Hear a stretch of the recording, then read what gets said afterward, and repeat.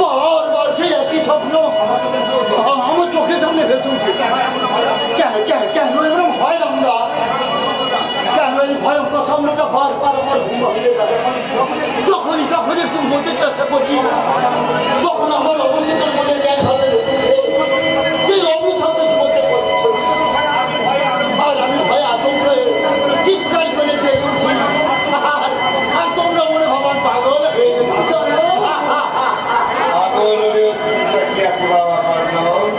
আমি যখন বেঁচে আছি শহরে ভালো ভালো ডাক্তার থেকে তুমি সুস্থ করে তুলবো। আমি তো বাবা, আমি তো সম্পূর্ণ সুস্থ আছি বাবা। আমিও তো তাই বলি, কিন্তু পাড়া প্রতিবেশী চাকর বাকর গুলো সব বলে বেড়াচ্ছে তুই নাকি একবারে পাগল। বাবা 5 বছর বয়সে আমি এত ভেঙে পড়িনি, কিন্তু চারুর অকাল মৃত্যু আমি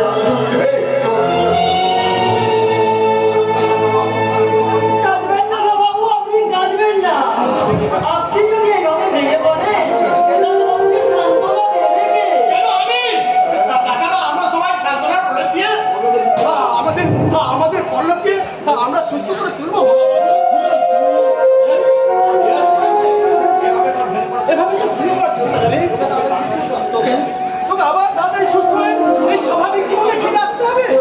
তাহলে এত বড় কারবার দেখবে কে? আমি পুরো মানুষ, এত বড় ঠিক বলছেন বাবু। আপনি যত শীঘ্র পারেন ভালো ডাক্তার দেখিয়ে ব্যবস্থা করুন।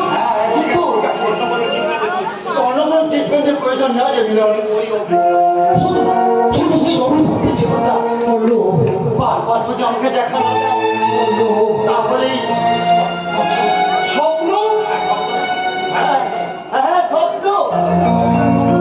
দাদাবাবু রোজ রাতে স্বপ্ন দেখে একটা লোক আগুনের মাঝে পড়ে আত্মঘাত করছে।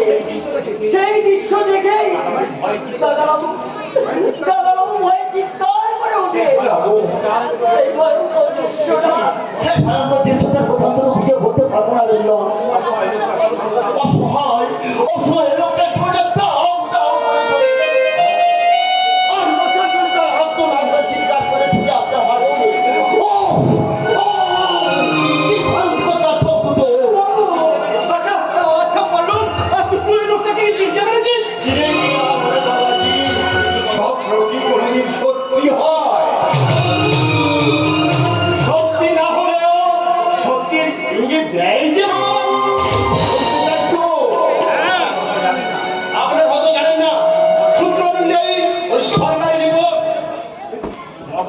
মোটর ইঞ্জিনে ব্লাস্ট হলো, ওটা ছিল ওয়ান টাইম অফ মার্ডার।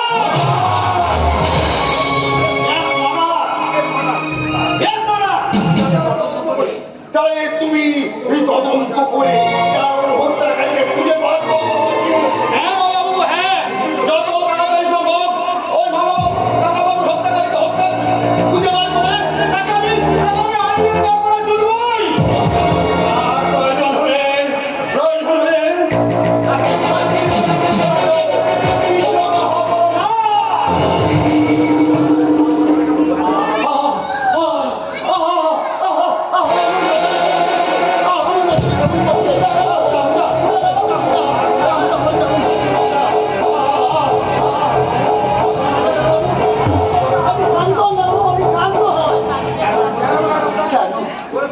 কেন এমন হলো রামুদা? কেন এই ভয়ঙ্কর সংকটটা বারবার আমার চোখের সামনে ভেসে উঠছে?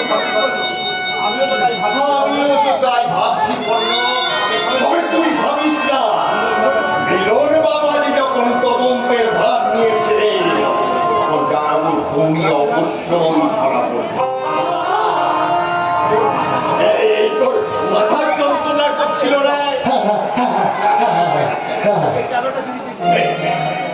এই ট্যাবলেটটা তুই চিবিয়ে চিবিয়ে খেয়ে নে। মাথা যন্ত্রণা করে এক্ষুনি খেয়ে নেবে যাবে।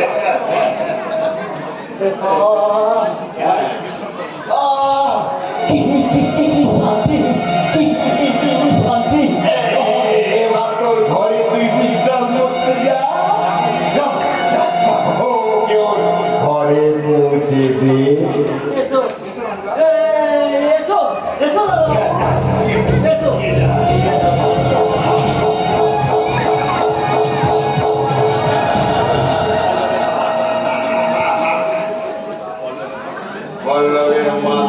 যন্ত্রণা যতই কমবে, ততই এর একটু করে বাড়বে ওর মনে যেমন রাগ। এমন যদি এটি হিরোইনের ভিড়। কিন্তু হরম যারা ফেরতটাকে কি করেছে, সে তো জানতে পারবে না।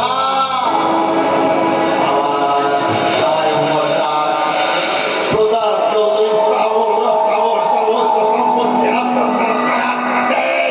মোটর গাড়িকে বলো আমি আমাকে পেলেন করে দিয়েছে। নমস্কার স্যার। আরে মালিক, তুমি এসেই গেছো? হ্যাঁ স্যার, আমি কথা দিয়েছিলাম, ঠিক আমি টাইমে যাবো। এই দেখুন, ঠিক রাইট টাইমে আমি এসে গেছি। এই মালিকের কথা, আর কথার কোনো হেরফের হয় না। আগে আমার বউ মল্লিকা। হ্যাঁ স্যার, এই আপনার ইয়েতে অভিনয় করবে। বউকে নিয়ে এলে তবে কোনো মেয়ে ছেলে পেলে না। পাবো না কেন স্যার, কেমন পাবো না? আমি হলো মানিক সমাদার, আর যাত্রা দলের 1 নম্বর মেয়েদের দালাল। আর মেয়ে পাওয়া কি আমাকে সহজ ব্যাপার? তাই বলে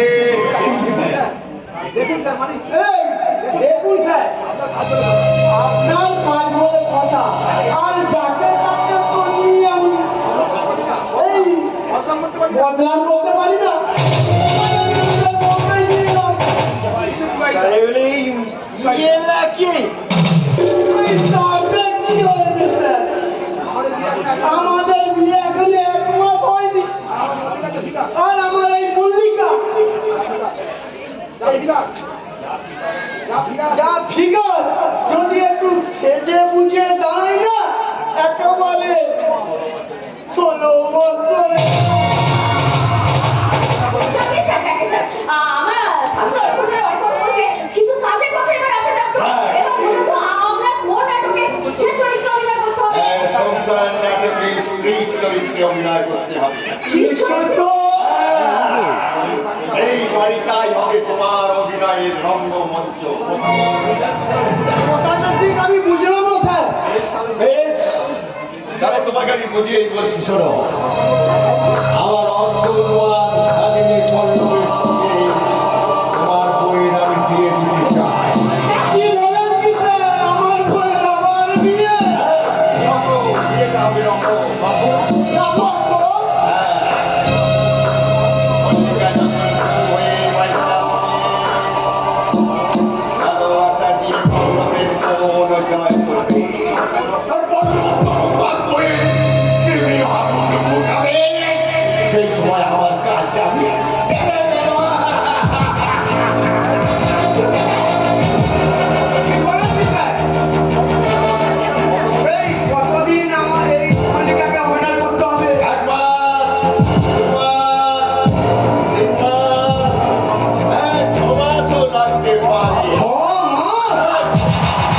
তার জন্য অবশ্য তোমার প্রতিদিন আমার কাছ থেকে এ ভাজো!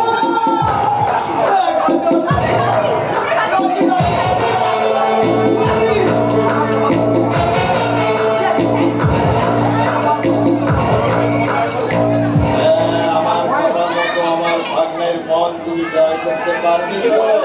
আরে বাবা, আপনি কি যে বলেছেন? আপনার ভাবনা মন জয় করতে পারবে না। তাছাড়া কত পুরুষের মন যে এই মহিলা জয় করে ফেলেছে, তাই তো আপনার ভাবনার মন আমি কিভাবে জয় করবো দেখুন স্যার। আপনার ভাবনাকে আমি হাত ধরে বলবো, জেগেছে আমার মনে, বলছি মনিকা, তোমার আমি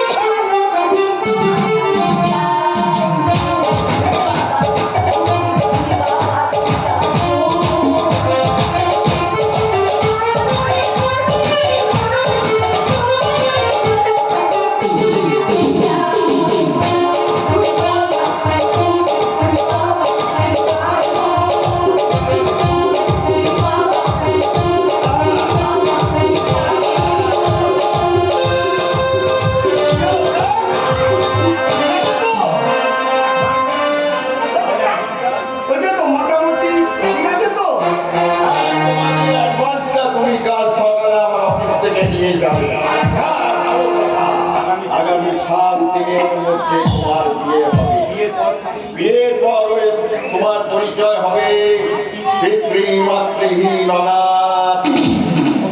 ছোটবেলা থেকে তোমার বাড়িতে মানুষ হয়েছে, তুমিও কি অভিভাবক হয়ে বিয়ে